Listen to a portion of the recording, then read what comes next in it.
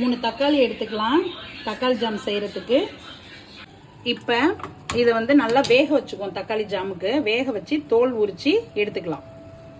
நம்ம தக்காளி வேக வச்சோம் இல்லையா, அதை வந்து நல்லா தோல் உரிச்சிட்டு இதை மாதிரி மசிச்சு வச்சுக்குவோம். இதுக்கப்புறம் இதுக்கு தேவையான பொருட்கள் என்னென்னு பார்த்துடலாம். தக்காளி ஜாம் செய்ய தேவையான பொருட்கள் என்னென்னு பார்த்துடலாம்.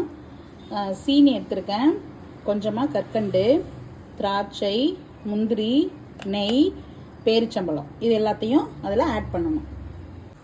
சீனியும் கல்கண்டையும் ஃபஸ்ட்டு சேர்த்துக்குவோம். நல்லா கொதி வருது, இதை நல்லா கிண்டி விட்டுருவோம். அது அப்படியே மெல்ட் ஆகும்.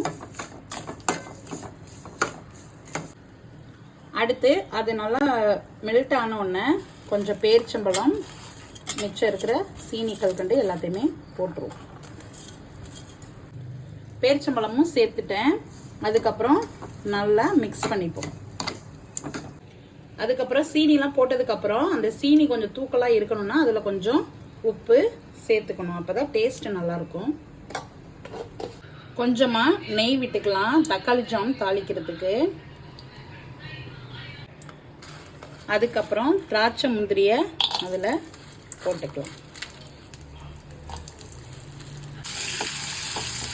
நல்லா வறுத்துட்டு பொன்னிறமாக வரும்போது அடுப்பு.